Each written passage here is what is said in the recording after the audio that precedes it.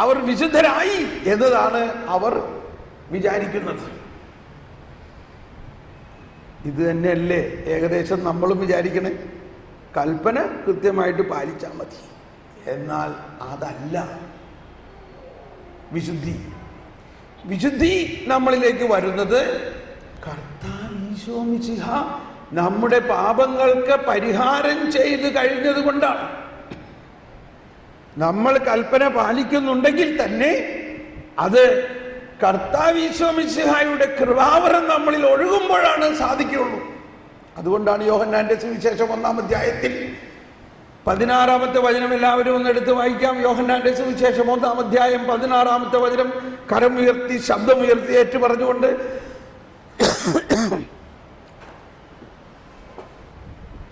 കരമുയർത്തി എല്ലാവരും ശബ്ദമുയർത്തി അവന്റെ പൂർണ്ണതയിൽ നാം എല്ലാം, ശബ്ദമുയരട്ടെ, കൃപയ്ക്ക് മേൽ കൃപ സ്വീകരിച്ചിരിക്കുന്നു. ഒന്നുകൂടി ശബ്ദമുയർത്തി അവന്റെ പൂർണ്ണതയിൽ നിന്ന് നാം എല്ലാം കൃപയ്ക്ക് മേൽ കൃപ സ്വീകരിച്ചിരിക്കുന്നു. അടുത്ത വചനം, എന്തുകൊണ്ടെന്നാൽ നിയമം മോശ വഴി നൽകപ്പെട്ടു, കൃപയും സത്യവുമാകട്ടെ യേശുക്രിസ്തു വഴി ഉണ്ടായി. അപ്പോ ഇതിൽ എന്താണ് നമ്മളെ നീതീകരിക്കുന്നത്, നമ്മളെ വിശുദ്ധീകരിക്കുന്നത്? ഇതിൽ എന്താണ് നമ്മളെ വിശുദ്ധീകരിക്കുന്നത്? കൃപയും സത്യവുമാണ്. എന്താണ് കൃപ? കൃപ എന്നത്, എല്ലാവരും ഒന്ന് വലതുകരം ഉയർത്തിയേ, വലതുകരം ഉയർത്തുക. വലതുകരം ദൈവിക ജീവനാണ്, ഇടതുകരം ഇങ്ങനെ താഴ്ത്തിപ്പിടിക്കുക. ഇത് മാനുഷികതയാണ്. ഈ ഇടതുകരമാകുന്ന മാനുഷികതയിലേക്ക് ഇതാ വലതുകരം മുകളിൽ നിന്ന് താഴോട്ട് വരണം. മുകളിൽ നിന്ന് ഇതാ ദൈവികത മാനുഷികതയിൽ ലയിക്കുന്നതിനെ കൃപയെന്ന് പറയുന്നു. കൈവിടല്ലേ, കൈവിടല്ലേ. കണ്ടോ, ഇടതുകരം ആകുന്ന മാനുഷികതയിലുള്ള എല്ലാ കുറവുകളുടെയും മധ്യത്തിലേക്ക്, ആ കുറവുകൾ അവിടെ ഉണ്ടായിരിക്കെ, അന്ധകാരവും തിന്മയും നിറഞ്ഞിരിക്കെ, യേശു മനുഷ്യനായി അവതരിച്ചുകൊണ്ട് ആ യേശുവിനുള്ള ദൈവികത മുഴുവനും ഈ മാനുഷികതയിൽ ലയിപ്പിച്ചുകൊണ്ട് ദൈവവും മനുഷ്യനും ഒന്നായപ്പോൾ എന്ത് സംഭവിക്കുന്നു? തൻ്റെ ദൈവിക സ്വഭാവത്തിൽ പങ്കാളിയാക്കാൻ വേണ്ടി അവൻ നമ്മുടെ മാനുഷിക സ്വഭാവം സ്വീകരിച്ചു, നമ്മുടെ ബുദ്ധിയെ പ്രകാശിപ്പിച്ചു, നമുക്ക് ബുദ്ധിജീവൻ നൽകി. അങ്ങനെ മനുഷ്യനിലേക്ക് ദൈവികത കടന്നു വന്നപ്പോൾ മനുഷ്യനാരായി മാറി? അവൻ ദൈവമായി മാറി. അങ്ങനെയാണ് നമ്മൾ ദൈവമക്കൾ. നമ്മൾ ആരാണിപ്പോൾ? ദൈവമക്കൾ.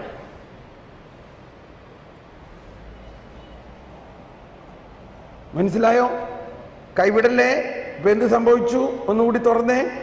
കണ്ടോ, ഒന്നുകൂടി ഈ വലതുകരം മുകളിലോട്ടെടുത്തേ.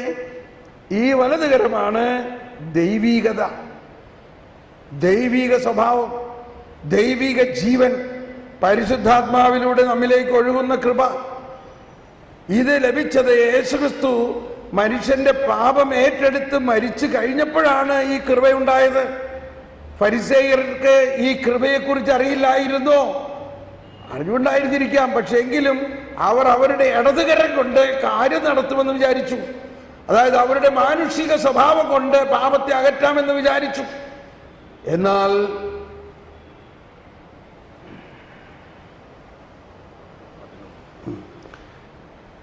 മാനുഷിക സ്വഭാവത്തിലൂടെ മനുഷ്യന്റെ ശക്തി ഇടതുകരമാണ്. ആ ഇടതുകരത്തിലൂടെ മനുഷ്യന് പാപം മാറ്റുക സാധ്യമല്ല. എന്ത് വരണം?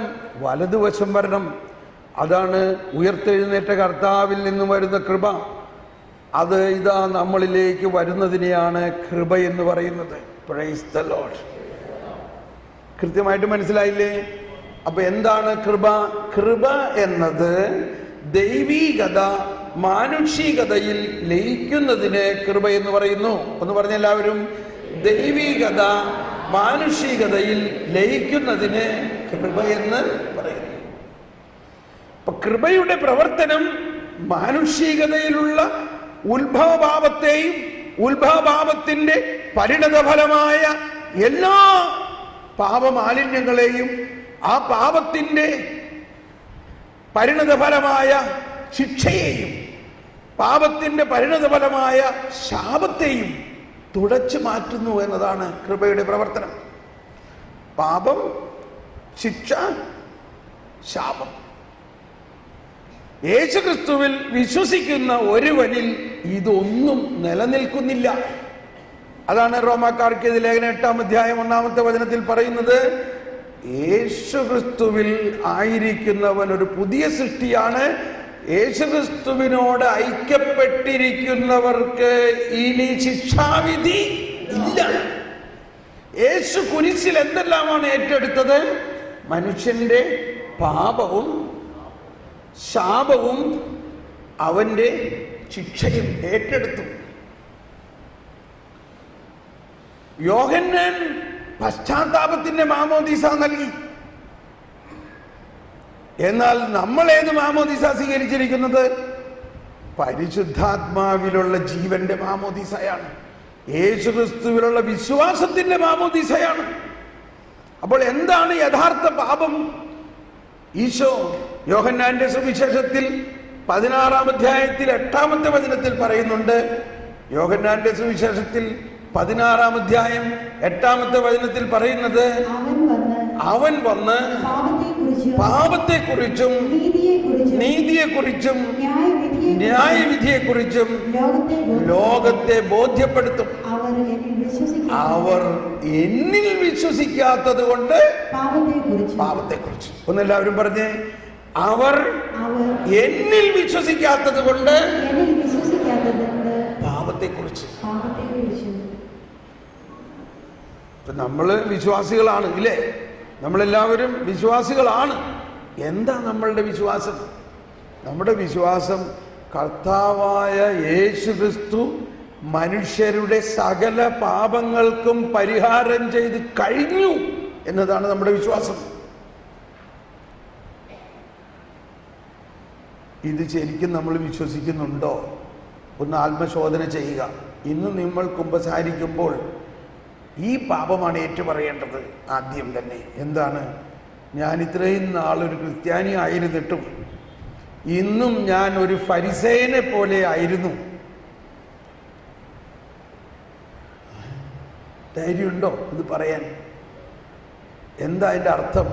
ഫരിസേയര് 10 കൽപ്പനകളെ മുറുക്കെ പിടിച്ചുകൊണ്ട് കൽപ്പന പാലിച്ചാൽ ഞാൻ രക്ഷിക്കപ്പെട്ടു എന്ന് വിചാരിച്ചിരുന്നു.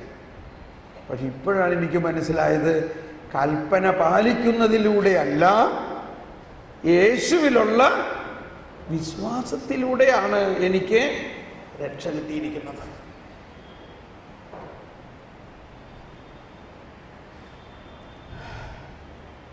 ഈ വിശ്വാസമാണ് ഏറ്റുപറയുക. വിശ്വാസം ഏറ്റുപറയുക എന്ന് പറഞ്ഞാൽ യേശുക്രിസ്തുവിലുള്ള വിശ്വാസമാണ് എന്നെ പാപത്തിൽ നിന്ന് മോചിപ്പിക്കുന്നത് എന്നുള്ള അവബോധമുണ്ടാകുക. അതൊന്നുകൂടി ആത്മശോധന ചെയ്യും. ഇനി അടുത്ത സ്റ്റെപ്പ്, ഈശോ മലയിലെ പ്രസംഗത്തിൽ പറഞ്ഞു, ഞാൻ നിങ്ങളുടെ കൽപ്പന ഇല്ലാതാക്കാനല്ല വന്നിരിക്കുന്നത്, എന്നാൽ പൂർത്തിയാക്കാനാണ്. എന്നിട്ട് പ്രത്യേകം പറഞ്ഞു, ഫരിസേയരേ നിങ്ങൾക്ക് ദുരിതം, നിങ്ങൾ കപടനാട്യക്കാരാണ്. നിങ്ങൾ പുറമേ ഒന്ന് കാണിക്കും, അകമേ വേറൊന്ന്. സ്നേഹമുള്ളവരെ, ഈ ഒരു 2-3 വർഷം മുമ്പാണ് എനിക്കിതിൻ്റെ രഹസ്യം മനസ്സിലായത്. സുവിശേഷത്തിൽ ഒരുപാട് സ്ഥലത്ത് നമുക്ക് കാണാം. സുവിശേഷം എന്ന് പറയുന്നത് 4 സുവിശേഷമാണ് കേട്ടോ. പഴയ നിയമത്തിന് അല്ല സുവിശേഷം എന്ന് പറയുന്നത്. മനസ്സിലാവണ്ടോ? മത്തായി, മർക്കോസ്, ലൂക്ക, യോഹന്നാന്റെ ആ സുവിശേഷം, അതും പഴയ നിയമമായിട്ട് വ്യത്യാസമുണ്ട്. ഇനി നമ്മൾ പഠിക്കും. ഈ 4 സുവിശേഷകർത്താക്കളും യേശുവിൻ്റെ വാക്കുകൾ, യേശുവിൻ്റെ വചനമാണ്. യേശുവിലൂടെ വന്ന ഈ പുതിയ വാർത്തയാണ് സുവിശേഷം. അതിൽ ഒരുപാട് സ്ഥലത്ത് കാണുന്ന ഒരവസ്ഥ ത്രികോണ മത്സരം എന്ന് പറയൂലേ, ഇലക്ഷന്റെ കാലത്തൊക്കെ ത്രികോണ മത്സരം എന്നുപോലെ ഒരു ത്രികോണ അവസ്ഥയാണ്. എന്താണ്? അവൻ വചനം പ്രസംഗിക്കാനായിട്ട് അവിടെ വന്നപ്പോൾ അനേകം പാപികളും ചുങ്കക്കാരും അവന്റെ അടുത്ത് വന്നു. ഫരിസേയരും നിയമജ്ഞരും അത് നോക്കി നിന്ന് പിറുപിറുത്തുകൊണ്ടിരുന്നു. കണ്ടോ, ഇപ്പൊ ആരെല്ലാം ഉണ്ട് അവിടെ? യേശു, പാപികൾ, ഫരിസേയർ. ഈ ഒരു എക്സ്പ്രഷൻ, ഈ ഒരു ഫിനോമിന, ഈ ഒരു അവസ്ഥ നമ്മൾ ഒരുപാട് സ്ഥലത്ത് കാണുന്നില്ലേ? ഒരുപാട് സ്ഥലത്ത് കാണുന്നുണ്ട്. കാണുമ്പോഴൊക്കെ പണ്ട് എനിക്ക് തോന്നിയിരുന്നത്, കണ്ട് ഈ ഫരിസേയരെ എന്താ ചെയ്യണ്ടേ, അവർക്ക് മനസ്സിലാവണില്ലേ കർത്താവ് ചോദിച്ചാന്? ഇങ്ങനെയൊക്കെ ഞാൻ പറയുമായിരുന്നു. അവരെ കുറ്റപ്പെടുത്തി എന്തോരം ഞാൻ പ്രസംഗിച്ചിട്ടുണ്ട്. എന്നോട് ക്ഷമിക്കണേ കർത്താവേ. ഈ നാളുകളിൽ എനിക്ക് മനസ്സിലായി. ഒന്ന് കൈവീശി കാണിച്ചെല്ലാവരും. എനിക്ക് മനസ്സിലായി, ശ്രദ്ധിക്കണേ, എനിക്ക് മനസ്സിലായി ഈ മൂന്ന് അവസ്ഥയും എന്നിൽ തന്നെ ഉണ്ട് എന്ന് മനസ്സിലായി. ആരൊക്കെ എന്നിലുണ്ട്? എന്നിൽ കർത്താവ് ചോദിക്കുക ഉണ്ട്. ഞാൻ മാമോദീസ സ്വീകരിച്ചു, വിശുദ്ധ കുർബാന സ്വീകരിച്ചിരിക്കുന്ന ആളാണ്. എന്നിൽ കർത്താവ് ചോദിക്കുക ഉണ്ട്. പക്ഷെ ഇങ്ങനെയാണെങ്കിൽ തന്നെ എന്നിലും ഒരു പാപി ഉണ്ട്. ഉണ്ടോ ഇല്ലയോ? ഉണ്ട്. പക്ഷെ കർത്താവിന് എന്നിലുള്ള പാപിയെക്കുറിച്ച് വലിയ കംപ്ലൈന്റ് ഒന്നുമില്ല. കാരണം കർത്താവ് പറയാണ്, നീ വിഷമിക്കണ്ട, നിന്റെ പാപം ഞാൻ കുരിശിൽ ഏറ്റെടുത്ത് കഴിഞ്ഞിരിക്കണു. എന്നിട്ടും നിന്നിൽ എന്തെങ്കിലും ഉണ്ടെങ്കിൽ അതെന്റെ അറിവോടുകൂടിയാണ്. അതിന് ഞാൻ തക്ക സമയത്ത് മാറ്റും. നീ അതോർത്ത് വിഷമിക്കണ്ട.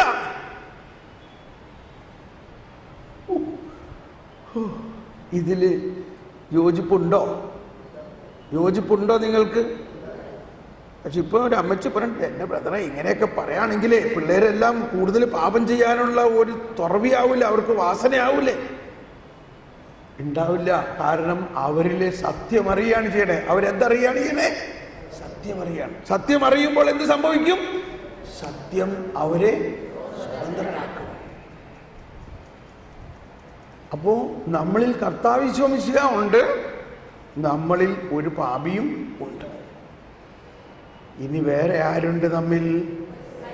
നമ്മിൽ ഒരു വലിയ തടിയുള്ള ഒരു ഫരിസേയനുണ്ട്. ഒന്ന് കൈവീശി കാണിച്ചേ. ഉറങ്ങല്ലേ?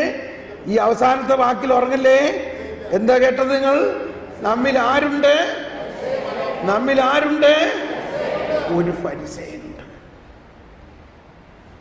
ഇനി ഈ ബൈബിൾ ഒന്നും കൂടി വായിക്കണം.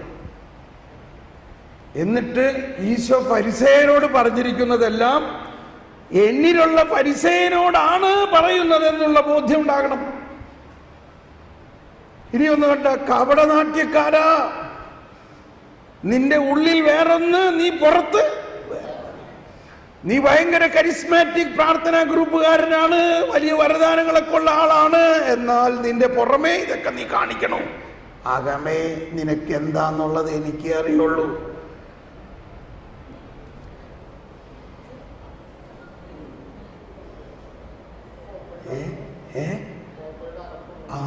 ഇപ്പൊ കർത്താവ് അതിന് പറഞ്ഞേക്കണ വാക്കുകൾ ഇവിടെ പറയാൻ കൊള്ളില്ല, ഇല്ലേ? നമുക്ക് പറയണ്ട. നിങ്ങൾ ഓർത്താ മതി ഇത് പറയും. അപ്പോൾ ഇന്ന് നിങ്ങൾ കുമ്പസാരിക്കേണ്ടത് നമ്മളിലുള്ള ഈ ഫരിസേയനെ മാറ്റണം. നമ്മിലുള്ള ഫരിസേയനെ മുറിച്ച് മാറ്റാം. ഈശോ മലയിലെ പ്രസംഗത്തിലെ ഒന്നാമത്തെ ഭാഗത്ത്, അതായത് മലയിലെ പ്രസംഗം 5-ാം അധ്യായത്തിൽ ഈ ദൈവരാജ്യത്തിന്റെ രഹസ്യങ്ങൾ പറയുമ്പോൾ പലപ്പോഴും 7 പ്രാവശ്യം എടുത്തു പറഞ്ഞിരിക്കുന്ന ഒരു കാര്യമാണ്, നിങ്ങൾ കേട്ടിട്ടില്ലേ പഴയ നിയമം, എന്നാൽ ഞാൻ നിങ്ങളോട് പറയുന്നു. കണ്ടോ, ഇങ്ങനൊരു ഭാഷ അവിടെ അറിയോ? നിങ്ങൾ കേട്ടിട്ടില്ലേ, എന്നാൽ ഞാൻ നിങ്ങളോട് പറയുന്നു. അപ്പൊ പഴയ നിയമത്തിൽ പറഞ്ഞിരിക്കുന്നതിൽ നിന്നും വ്യത്യസ്തമായ, അതിനെ പൂർത്തീകരിക്കുന്ന ഒന്നാണ് പുതിയ നിയമം. ഫരിസേയരും നിയമജ്ഞരും ആ പഴയ നിയമത്തെ മുറുക്കെ പിടിച്ചുകൊണ്ട് ദൈവത്തിന്റെ കൃപാവരത്തെ വിട്ടുകളയുന്നു.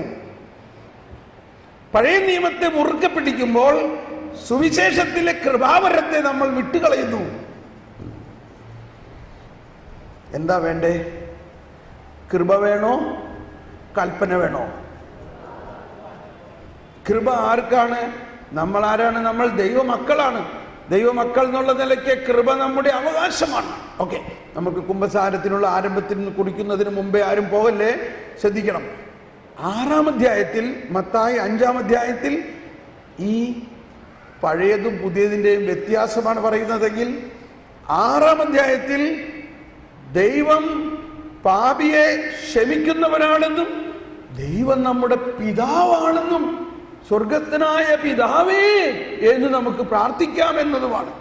അതായത് ശ്രദ്ധിക്കണം, ഒരു ചരിത്ര പ്രധാനമായ ഒരു നിമിഷമാണത്, ഒരു വിപ്ലവാത്മകമായ ഒരു സംഭവമാണത്. അന്നുവരെ ഫരിസേയരോ നിയമജ്ഞരോ പഴയ നിയമത്തിലുള്ള ആരും ദൈവത്തെ പിതാവ് എന്ന് വിളിച്ചിട്ടില്ല. പാപം ക്ഷമിക്കാൻ ഒരാൾക്ക് മാത്രമേ അധികാരമുണ്ടായിരുന്നുള്ളൂ, ദൈവപിതാവിന് മാത്രം. ഈ ലോകത്തിൽ ഒരാൾക്കും പാപം ക്ഷമിക്കാനുള്ള അധികാരമുണ്ടെന്ന് അവർ വിശ്വസിച്ചിരുന്നില്ല. ഈ സമയത്ത് കർത്താവ് ഈശോ മിശിഹ വന്നിട്ട് പറയുകയാണ്, നിനക്ക് ക്ഷമിക്കാനുള്ള അധികാരം ഞാൻ തരുന്നു എന്ന് പറഞ്ഞാൽ, ഇവിടെ പോലീസുകാരൻ നമ്മൾ വണ്ടി ഹെൽമെറ്റ് ഇല്ലാതെ ഓടിക്കുകയാണെങ്കിൽ പോലീസ് പിടിക്കും, ഇല്ലേ? എത്ര രൂപ ഫൈൻ?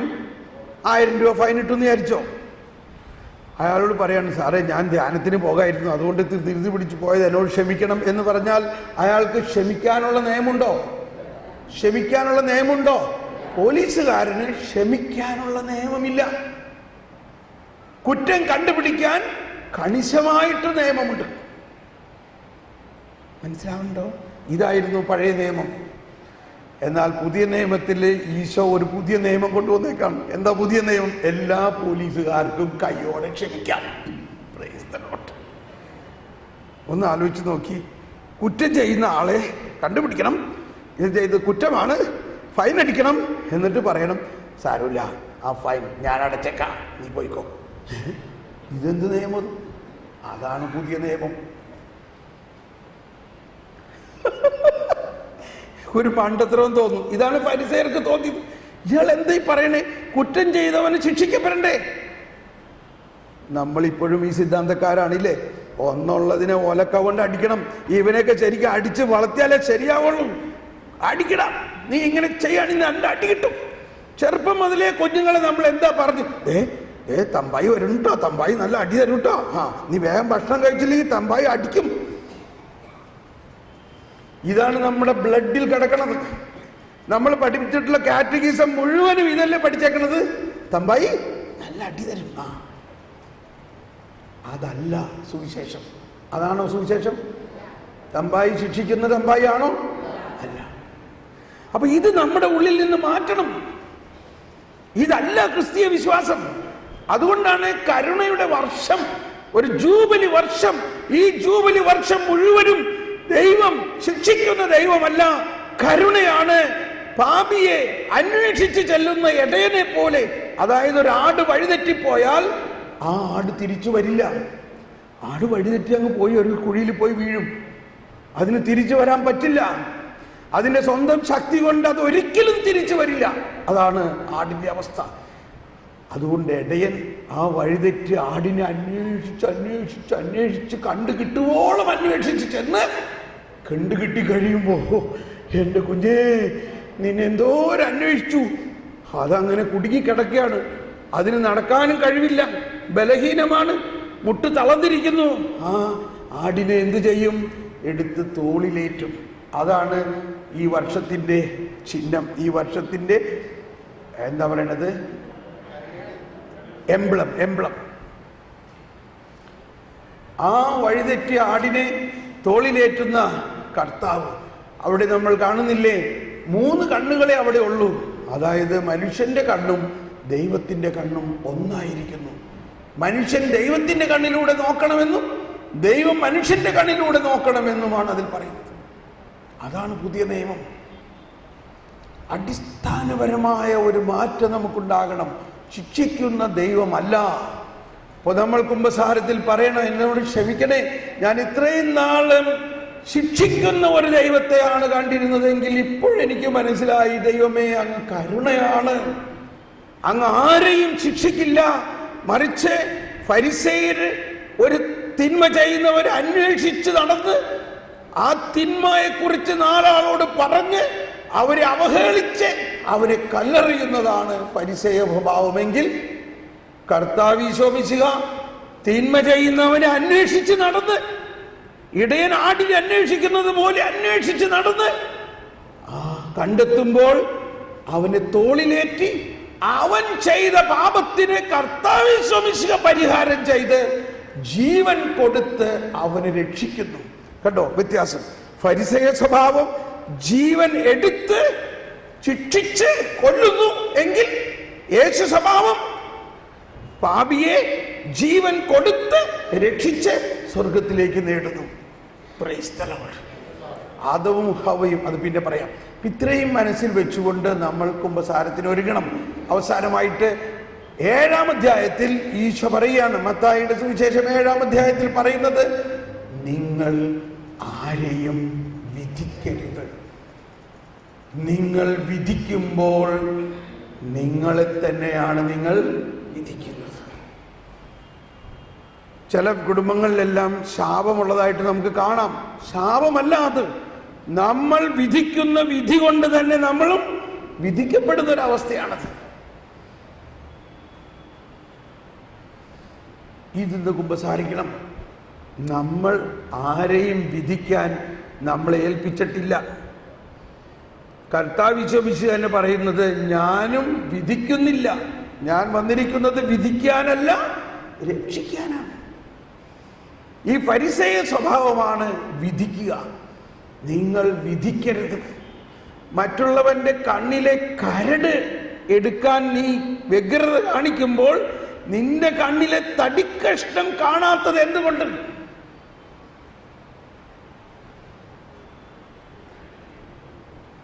ഇത്രയും മതി. ഒന്ന് കണ്ണടച്ച് ഇങ്ങനെ പ്രാർത്ഥിക്കാം. ഓ പരിശുദ്ധാത്മാവേ, ജ്ഞാനം നൽകണമേ.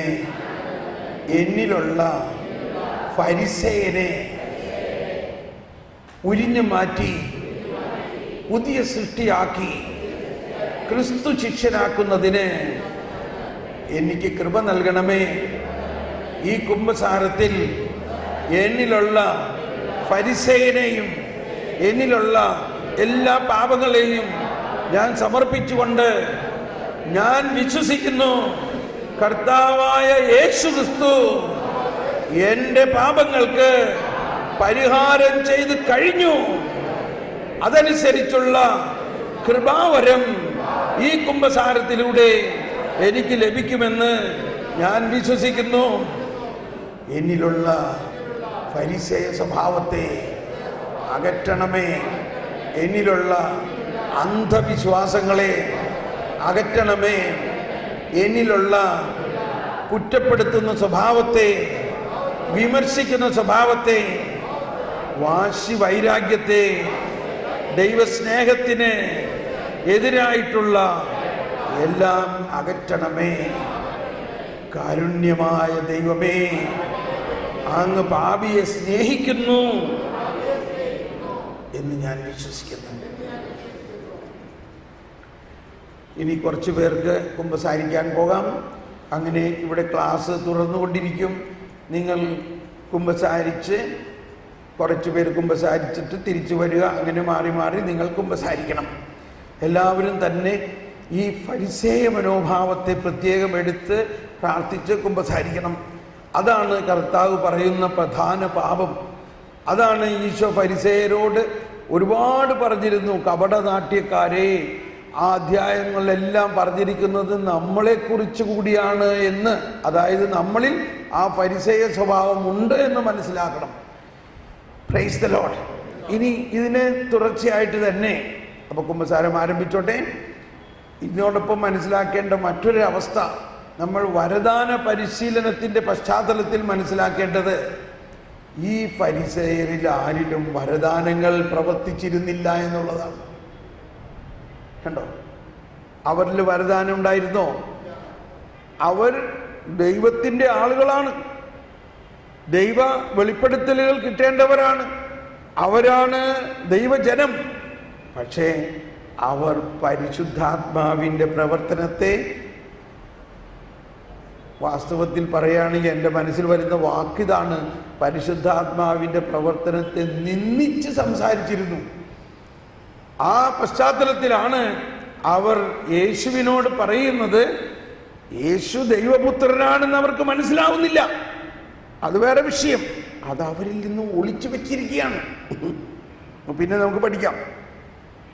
പക്ഷെ എന്നിരുന്നാലും ഒരു പിശാച് ബാധിതനെ യേശു പിശാചിനെ ഒഴിപ്പിക്കുമ്പോൾ, ഇന്ന് ലത്തീൻ കുർബാനയാണ്, ഇന്നത്തെ വായനയിൽ പിശാച് ബാധിതനെ സുഖപ്പെടുത്തുന്ന ഒരു ഭാഗമുണ്ട്. പിശാച് ബാധിതനെ യേശു സുഖപ്പെടുത്തി കഴിഞ്ഞപ്പോൾ ഒരുപാട് പേര് യേശുവിൻ്റെ ഈ ദൈവിക ശക്തിയെക്കുറിച്ച് പുകഴ്ത്തി. പക്ഷേ ഇത് കണ്ടുനിന്ന ഫരിസേയർ പറഞ്ഞു, ഇവൻ പിശാചിൻ്റെ തലവനെ കൊണ്ടാണ് പിശാചിനെ ഒഴിപ്പിക്കുന്നത്. ഒന്ന് നോക്കിയേ അവരുടെ ജ്ഞാനം. അപ്പോഴാണ് ഈശോ ചരിത്ര പ്രസിദ്ധമായ ഒരു കാര്യം പറഞ്ഞത്. നിങ്ങൾ എനിക്കെതിരെ, ദൈവപുത്രനെതിരെ എന്ന് പറഞ്ഞാലും ക്ഷമിക്കപ്പെടും, പക്ഷെ പരിശുദ്ധാത്മാവിനെതിരെ നിങ്ങൾ എന്തെങ്കിലും പറയുകയാണെങ്കിൽ അത് ഈ ലോകത്തിലും പരലോകത്തിലും ക്ഷമിക്കപ്പെടുകയില്ല. അത് വലിയ ഒരു സത്യമാണെന്നും ആ വചനത്തിൻ്റെ അടിസ്ഥാനത്തിലാണ് സഭ മനസ്സിലാക്കുന്നത് ഈ മരണാനന്തരവും ഒരു ക്ഷമിക്കുന്ന അവസ്ഥയുണ്ടെന്ന്. അതാണ് ശുദ്ധീകരണ സ്ഥലം. മരണാനന്തരവും പാപക്ഷമ നടക്കുന്നു, ശുദ്ധീകരണം നടക്കുന്നു. ഈ ലോകത്തിൽ ക്ഷമിക്കപ്പെടുകയില്ല, മരണാനന്തരവും ക്ഷമിക്കപ്പെടാത്ത ഏത് പാപമാണ്? അതാണ് പരിശുദ്ധാത്മാവിനെതിരായ പാപം. ഇതിനെക്കുറിച്ച് സഭ നമ്മളെ പഠിപ്പിക്കുമ്പോൾ യോഹന്നാൻ ജോൺ പോൾ മാർപ്പാപ്പ എഴുതിയ ഒരു ചാക്രിക ലേഖനമുണ്ട്. ആ ചാക്രിക ലേഖനത്തിൻ്റെ പേര് കർത്താവും ജീവദാതാവും എന്നാണ്. ഡോമിനും എറ്റ് വിവിഫിക്കാൻഡും എന്നാണ് അതിൻ്റെ പേര്. ആ ചാക്രിക ലേഖനത്തിൽ വിശദമായിട്ട് പറയുന്നുണ്ട്.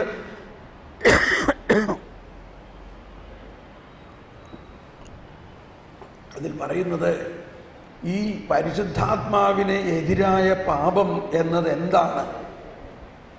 നമുക്കും എല്ലാം ഭയങ്കര പേടിയാണ് അത് കേൾക്കുമ്പോൾ, ഇല്ലേ? പരിശുദ്ധാത്മാവിനെതിരായിട്ട് പാപം ചെയ്താൽ ഇവിടെയും ക്ഷമിക്കില്ല, അവിടെയും ക്ഷമിക്കില്ല. എന്താണ് ഈ പാപം?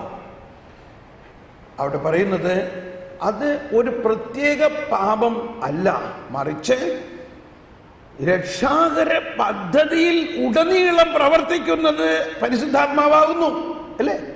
രക്ഷാകര പദ്ധതി ഉടനീളം പ്രവർത്തിക്കുന്നത് എന്ത്? ഇപ്പൊ കർത്താവ് ഈശോ മിശിഹായെ അറിയുക എന്നത് പരിശുദ്ധാത്മാവാണ്. പരിശുദ്ധാത്മാവാണ് രക്ഷകനെ മനസ്സിലാക്കി തരുന്നത്. പരിശുദ്ധാത്മാവാണ് രക്ഷ എന്തെന്ന് പഠിപ്പിക്കുന്നത്. പരിശുദ്ധാത്മാവാണ് പാപത്തെക്കുറിച്ച് ബോധ്യം നൽകുന്നത്. പരിശുദ്ധാത്മാവാണ് പശ്ചാത്താപം നൽകുന്നത്. പരിശുദ്ധാത്മാവാണ് പാപം ക്ഷമിക്കാൻ നമ്മളെ മുട്ടുകുത്തി പ്രാർത്ഥിപ്പിക്കുന്നത്.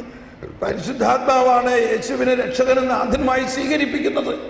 പരിശുദ്ധാത്മാവാണ് ദൈവത്തിൻ്റെ പാപം ക്ഷമിച്ച അവസ്ഥ നമ്മുടെ ആത്മാവിലേക്ക് പകർന്ന് നമ്മളെ വിശുദ്ധീകരിക്കുന്നത്. ആ പരിശുദ്ധാത്മാവിന് എതിരായോ ആ രക്ഷാകര പദ്ധതിക്ക് എതിരായോ നമ്മൾ നിൽക്കുമ്പോൾ പരിശുദ്ധാത്മാവിന് നമ്മുടെ പാപം ക്ഷമിക്കാൻ പറ്റുന്നില്ല. പരിശുദ്ധാത്മാവിന് നമ്മുടെ പാപം ക്ഷമിക്കാൻ പറ്റുന്നില്ല. ആ അവസ്ഥയ്ക്കാണ്. അപ്പോൾ ആ അവസ്ഥയാണ് ഈ ഫരിസേയരിലുണ്ടായിരുന്നത്. അവർ രക്ഷകനെ കണ്ടിട്ടും കാണുന്നില്ല. അവർ രക്ഷകനെ, പരിശുദ്ധാത്മാവിന്റെ പ്രവർത്തനം അവരുടെ കൺമുമ്പിൽ കണ്ടിട്ടും അവർ പറയുകയാണ്, ഇവൻ പിശാചിന്റെ തലവനെ കൊണ്ടാണ് പിശാചിനെ ഒഴിവാക്കിയത്. ചുരുക്കി പറഞ്ഞാൽ, സ്നേഹമുള്ളവരെ, വരദാന ഫലങ്ങൾ, പരിശുദ്ധാത്മാവിന്റെ പ്രവർത്തനം കർത്താവ് ഈശോ മിശിഹായിൽ എങ്ങനെ നടന്നോ അതുപോലെ തന്നെ നമ്മൾ എല്ലാവരിലും നടക്കാനുള്ള അനുഗ്രഹം നമുക്ക് നൽകിയിട്ടുണ്ട്. Praise the Lord. പക്ഷെ എന്നിട്ട് എന്താ നടക്കാത്തെ? ഇത് ഞാൻ പറയുമ്പോൾ വിമർശിക്കുകയാണെന്ന് വിചാരിക്കരുത്. സഭയിൽ എല്ലാ തലങ്ങളിലും, ഏറ്റവും ചെറിയവർ മുതൽ ഈ മുണ്ടും ചട്ടിയിരുന്ന് ഇവിടെ ഇരിക്കുന്ന അമ്മാമ്മയിൽ പരിശുദ്ധാത്മാവുണ്ടോ? കർത്താവ് ഈശോ മുഴുവനായിട്ടുണ്ടോ? അപ്പൊ അമ്മാമ്മയിൽ എല്ലാ വരദാനങ്ങളും ഉണ്ടോ? ഉണ്ട്. നമ്മളെല്ലാവരിലുമുണ്ട്. മാത്രമല്ല എല്ലാ കന്യാസ്ത്രീമാരിലുമുണ്ട്, എല്ലാ വൈദികരിലുമുണ്ട്, എല്ലാ ബിഷപ്പുമാരിലുമുണ്ട്, എല്ലാ കർദിനാളന്മാരിലുമുണ്ട്. പക്ഷേ എന്നിട്ട് വല്ലതും കാണുന്നുണ്ടോ? നമ്മളവരെ കുറ്റം പറയല്ല, നമ്മളിത് മനസ്സിലാക്കിയാണ്. ആരിലുണ്ട്? സഭയിൽ എല്ലാവരിലും ഈ പരിശുദ്ധാത്മാവ് കർത്താവായ യേശുവിൽ പ്രവർത്തിച്ച പോലെ തന്നെ പ്രവർത്തിക്കുന്ന തോതിൽ ഉണ്ട്. ഇത് വലിയൊരു കണ്ടുപിടുത്തമാണിത്. എന്തുകൊണ്ട് അത് പ്രവർത്തിക്കുന്നില്ല? പണ്ടൊക്കെ ഞാൻ പറഞ്ഞിരുന്നത് നമ്മുടെ പാപം കൊണ്ടാണെന്നാണ്. പക്ഷെ ഇപ്പൊ മനസ്സിലാവണു, പാപം മാത്രമല്ല, വേറൊരാൾ അതിൻ്റെ ഇടയിൽ പാര വയ്ക്കുന്നുണ്ട്. അതാരാ? നമ്മളിൽ ഒരു വലിയ ഫരിസേയനുണ്ട്. ആ ഫരിസേയനാണ് കർത്താവിന്റെ കാലത്തും പരിശുദ്ധാത്മാവിന് എതിര് നിന്ന്. ആ ഫരിസേയനാണ് സ്റ്റീഫൻ എസ്തപ്പാനോസ് പറഞ്ഞില്ലേ, നിങ്ങൾ പരിശുദ്ധാത്മാവിനോട് മല്ലടിക്കുന്നവരാണെന്ന്. ഞാനിത് പറയുമ്പോൾ വിമർശിക്കണമായിരിയൊക്കെ തോന്നും. അത് എന്നിലുള്ള പരിസയ സ്വഭാവം മുഴുവനും മാറാത്തത് കൊണ്ടാണ്. തോന്നുന്നുണ്ടാവും, ശരിയാണ്, ഞാനും മുഴുവനായിട്ട് മാറിയിട്ടില്ല. പക്ഷെ എനിക്ക് മനസ്സിലായിരിക്കുന്നു ഇത് മാറും. ഇത് മാറാൻ വേണ്ടി ഞാൻ ഇപ്പോഴും പ്രാർത്ഥിച്ചുകൊണ്ടിരിക്കുന്നു. ഇത് മാറുന്നതിനെയാണ് നമ്മൾ പണ്ടെല്ലാം പറഞ്ഞിരുന്നു, ഈ ഇടയ്ക്ക് ആരും പറയാറില്ല, പുതിയ സൃഷ്ടിയാവുക എന്നതാണ് സർവപ്രധാനം. എന്താകണം? പുതിയ സൃഷ്ടിയാകണം. പുതിയ സൃഷ്ടിയാവുക എന്നതാണ് സർവപ്രധാനം. ആരാക്കും? നമ്മൾ തന്നെത്താൻ ആക്കാണ്. ഇപ്പോൾ നവീകരണം തുടങ്ങിയിട്ട് 50 വർഷമായി. ഈ 50 ഇല്ലെങ്കിൽ ഒരു 40 വർഷം നവീകരണത്തിലുള്ള ആളുകൾ ഇവിടെ ഉണ്ടല്ലോ. എന്നിട്ടും പുതിയ സൃഷ്ടിയായോ? എന്തുകൊണ്ടായില്ല? നമ്മൾ തന്നെ ആക്കാൻ നോക്കിയാണ്. നിനക്കറിഞ്ഞൂടെ ഇങ്ങനെ ചെയ്യണത് തെറ്റാണെന്ന്, പിന്നെ എന്തുകൊണ്ടാണ് നീ ഇങ്ങനെ ചെയ്യരുത്? അങ്ങനെ വിചാരിച്ചത് കൊണ്ടാവൂല. അത് ഫരിസേയ സ്വഭാവം. ഫരിസേയരതാ പറഞ്ഞു, നിനക്കറിയില്ലേ ഇത് തെറ്റാണെന്ന്, അതുകൊണ്ട് നീ ചെയ്യരുത്. ഇനി ഇങ്ങനെ ചെയ്താൽ നല്ല ശിക്ഷ കിട്ടും. മനസ്സിലായിക്കോ? അപ്പോൾ ആ ശിക്ഷയെ പേടിച്ചിട്ട് പലതൊക്കെ ചെയ്യാതിരിക്കുകയാണ് നമ്മൾ. അതല്ല ക്രിസ്തീയത. ക്രിസ്തീയതയിൽ വെള്ളം വീഞ്ഞാകുന്ന പോലെ.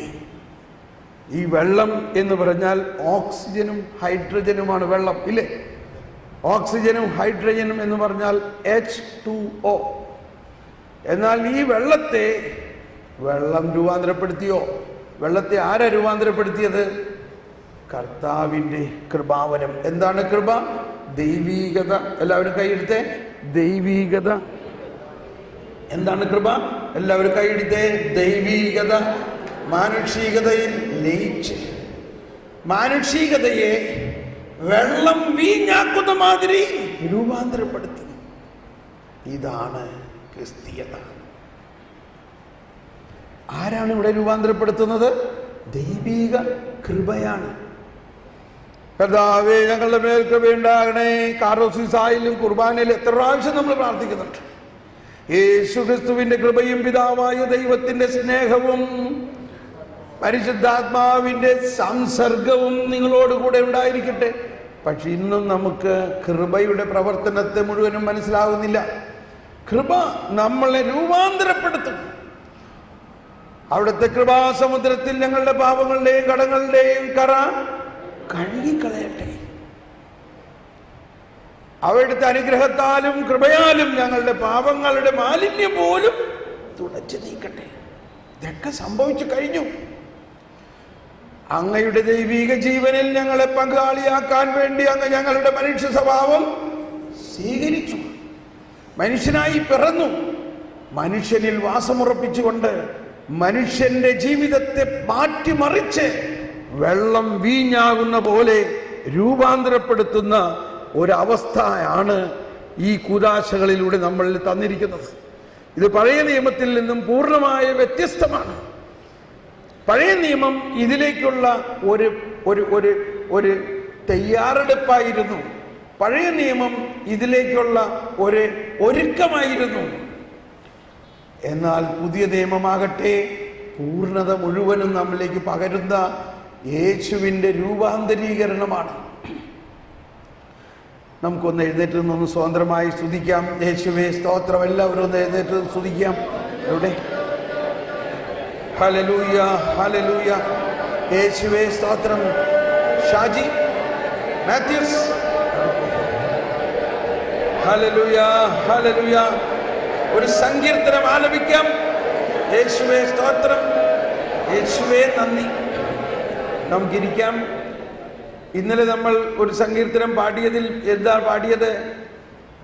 കർത്താവാണ് നമ്മുടെ അവകാശമാണ്. കർത്താവ് നമ്മുടെ അവകാശമാണ്, നമ്മുടെ ഓഹരിയാണ്. ഇപ്പോൾ നമ്മളൊരു സങ്കീർത്തനം പഠിക്കാൻ പോകുന്നത് 57-ാം സങ്കീർത്തനമാണ്.